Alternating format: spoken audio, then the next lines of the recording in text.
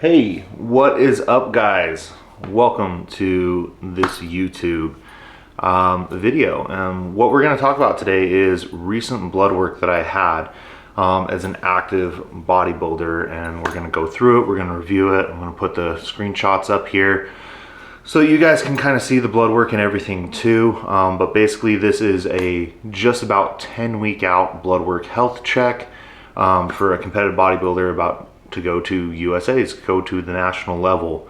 And just, we're going to talk about blood work, what I see, what I'm going to implement, what I'm doing, for anything that maybe is worrisome, out of range, anything like that. So let's dive right into it, start talking about the blood work and what we see here. So I've got them all pulled up here on my phone. So the first one that we're going to look at, TSH free T4. So what do we see here? The TSH, the thyroid signaling hormone, which is basically your pituitary's way of telling your thyroid, which is in your throat actually, or wraps around your throat, if you need more thyroid hormone, which controls your metabolism, which controls your metabolic rate essentially, and how many calories you burn, things along those lines. So as you can kind of see, it's in the middle, 2.7. So that's pretty normal. Just saying that, like, it's not like I have too much stuff or that I don't have enough. I've basically got the right amount of T4, T3, but then as you see, the free T4 is pretty low, which means that basically the T4 is getting used and it's getting turned into the T3. So basically metabolic health seems to be pretty good. There's further testing that we can do, but as this doesn't showing us that anything is off or bad, should be good. So on to the next. So here we have got the comprehensive metabolic panel. So what do we see here? Honestly, out of everything looks good. Glucose was in a good point. I did take this while I was fasted. Creatinine is a little bit high, almost out of range, but a lot of people don't know this. If you're actively taking creatine, it can spike your creatinine numbers. So I didn't take a break from creatine when I took this. So there was the possibility of it being a little bit higher than normal. So that's not to worry about. EGFR is pretty stable where it's at. They do use a formula for this, so it's based off like creatinine, blood, your BUN, blood, urea, and nitrogen, different kind of factors, your age, your race, to kind of calculate this. So what it's telling me is that it's pretty good. It's about where it's always at. Hasn't dipped, hasn't increased, not in the red. So kidneys appear to be working fine. I do take Revive Kidney, which they reformulated. It's now down from 12 pills to 3. So that's a really good one. So what I would say is everything is looking good as far as the kidneys. Sodium is in a good place. Potassium, I'm noticing, is a little bit on the lower end, so I could probably start supplementing with a little bit more potassium, since I'm not really getting a lot of like potatoes, bananas and stuff in my diet right now. Just prep. Don't have a lot of fruit in there right now. The one thing that was a little bit worrisome is that total protein in my blood was a little bit low, not super low, but I do think that it was probably related to the fact that I was fasted. And then let's see, I got my blood work done pretty early morning. So it'd been about 10, 11 hours. So there's a possibility that that could be a factor. Plus I did drink about 1.5 liters of water before going in. So when they say fasted blood work, they don't mean don't have food and water. They mean just don't have food. So I'm not too worried about that, but I will keep an eye on that for the future. But the albumin and globulin are all within normal ranges, maybe on a little bit of the lower end. Once again, could be due to the fact that I hadn't eaten in a minute. Bilirubin, good spot. Yeah, alkaline phosphate, a little bit low. Now this is where it's a little bit worrisome, but there is an explanation, so I'm not too worried about it. AST, ALT, liver health enzymes. So basically these are high. The reason why they could be high, and most likely they are high for me, about 24 hours before this blood work was taken, I did a leg day. And if you know anything about your AST and ALT, hard workouts that could cause muscle degradation, or essentially if I did a hard workout and had some muscle damage from that, which happens when you work out, it's natural and it's normal, it can spike your liver enzymes. So the best practice, unfortunately I'm not able to do it because I'm in prep, is to take 2 to 7 days off of the gym entirely before going and getting blood work. So while this isn't great, I am also taking Revive MD liver every single day, making sure that that's in play, making sure I'm protecting my liver. I haven't noticed anything wrong with my appetite. I don't have any like right side pain over here, anything like that. I'm not turning yellow, no weird digestion stuff. So I factor it to, okay, we probably just worked out a big body group a little bit too close to the blood work. Once I'm past prep, past this last show, I will definitely be taking a couple of days off, going and getting blood work done again, just to make sure. I don't imagine that they're gonna be super elevated or super high at that time, but you never know. And if we do, this is just an indication of liver stress, not liver failure. So it's something to pay in mind, but it will fluctuate up and down. We just wanna try to keep it on the lower end if at all possible. So we'll just have to pay attention to that. So far, no negative effects. So it looks like this is probably just due to me having worked out a really big muscle group, a really intense muscle group, about 24 hours before this blood work. Okay, next one, CBC. Everything was in range here. White blood cells were a little bit elevated, but like 2 days before,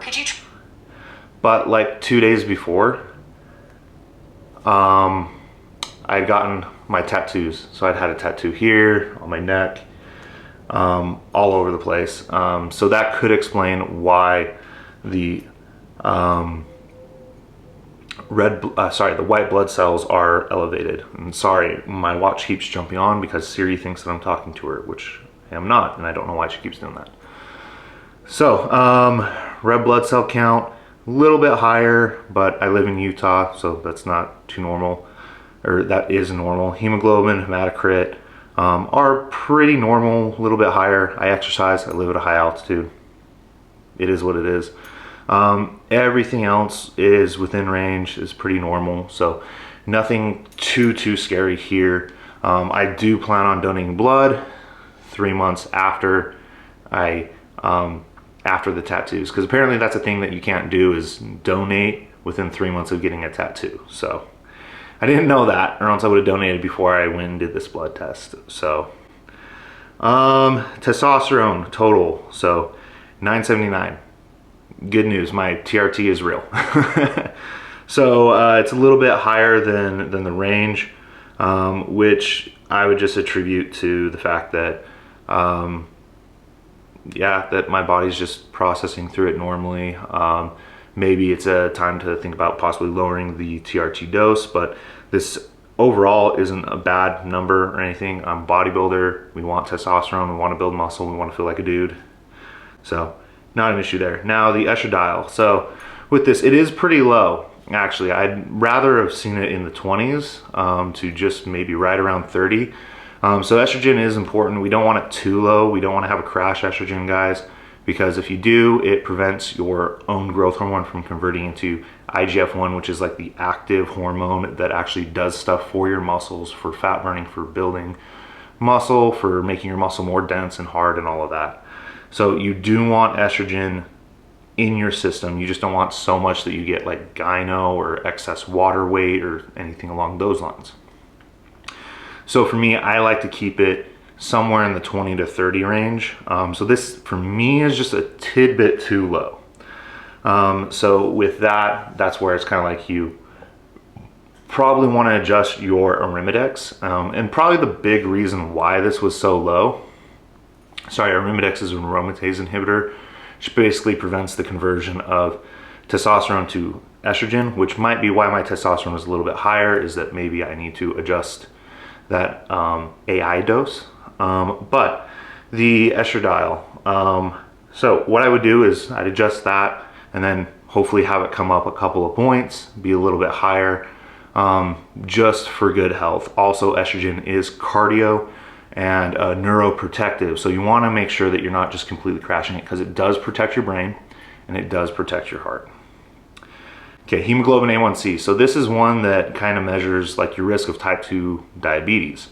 I always get this one done because I have a history of type 1 and type 2 diabetes within my gene pool. My cousins have type 1 and my grandpa had type 2. So I want to just stay on top of this. So as you can see, it's a little bit higher, which is kind of where it's just always sat for me. It's never gone above the range, but it has kind of fluctuated between that like 5.2 to 5.6 range. As you can see, this one's a little bit higher, a little bit elevated, but it's not out of range. So it's not, you know, pre-diabetic yet, but I do have things in place. I am on currently 1,000 milligrams of metformin daily prescribed by my doctor, just to make sure that we're keeping on top of insulin sensitivity, making sure that I'm not becoming at risk of type 2 diabetes, just with the amount of food that I eat, the stress that I put my body through, all of that. Just making sure that we're doing our best to take care of my body and remain as sensitive to insulin and hopefully not become type 2 diabetic later in life. So that's something that's also in place. I'm also doing about 1,200 milligrams of berberine as well, spread out throughout the day to once again help with that insulin sensitivity and managing the carbohydrates that I eat. So already got things in place there. Now this is the crazy one, guys. This is my lipid panel. I have never had a lipid panel this good. Like, this is crazy good. So total cholesterol is at 86. HDL is at 35, which it could be higher. And one thing that I have incorporated is Revive MD Complete Vital. I've added that into the mix along with Revive MD Lipid, which the lipid is what I equate all of this to, because it's the only thing that I'm taking for cholesterol. I'm not taking any azetamine or any prescription drug for my cholesterol. It's literally just Revive MD Lipid. So the HDL could be a little bit higher. Triglycerides are well within range. HDL is low. The ratio is within range, and non-HDL cholesterol is low. So overall, lipids are freaking fantastic. They're really good. This is really, really good indication for my heart health, just in the long run. Want to make sure that we can preserve this as much as possible, especially as I'm past this next show in about 9 weeks. And then I go into the off season, is just making sure that we keep on top of the lipids. Also, guys, I eat 3 eggs a day. Eggs don't cause high cholesterol. Sorry to disappoint you. Yeah, so overall, this is all great. The only thing is, like, I always want to get HDL up as high as possible, but the main thing is that your LDL isn't out of range or any, you know, crazy. But then total cholesterol is the thing that you really need to pay attention to on whether you're putting yourself at risk of cardiovascular disease. Okay, and that, guys, is my blood work. So yeah, overall, really, really good. The only thing that is a little bit concerning is those liver numbers, but there is an explanation for it. So we will pay attention to how we're feeling, how we're performing, all of that. And then I will also be making sure to follow up after my next show, get another set of blood work panel done, make sure that we are A-okay and that everything's good. And if things aren't, make adjustments, get healthy, because bodybuilding is about who can stay healthy the longest. So that is my goal, is to be as healthy as possible through this crazy journey that we call bodybuilding. And hopefully have a very long career and be able to retire when I want to and not be forced to because of bad health. So if you guys are currently looking to step on stage, looking to win an overall, looking to bring your best physique to a stage, if you are looking to improve your health, if you're just looking to get in really fantastic shape, or if you're looking to just lose and transform and lose the fat and get healthy for the first time in your life, I have a couple of coaching spots open. Whether you're a competitor, whether you're lifestyle, I'd love to help you. I want to work with people who are dedicated to the process, people who are willing to work, people who don't want to make excuses and say this is so hard but are willing to make things happen for themselves, for their families, for their future generations. If that sounds like you, please fill out my type form request. We can set up a call. We can get you started. We can get you on the path to health, or we can get you on the path to winning your show, winning your overall, and pursuing a pro card. So I'd love to work with you guys. We got a couple of spots open. The team is expanding too, so there's plenty of lifestyle space as well. But thank you guys so much for tuning in. I love you guys. Hope to see you in the next video. Peace out, bye. I forgot, guys, like, share, subscribe, do all the buttony thingies on the YouTube. I really appreciate it, and yeah, just come back for the next video and let's just keep this going. So thank you once again. Thank you so much for tuning in. Hope to see you guys in the next one. Bye. For real this time.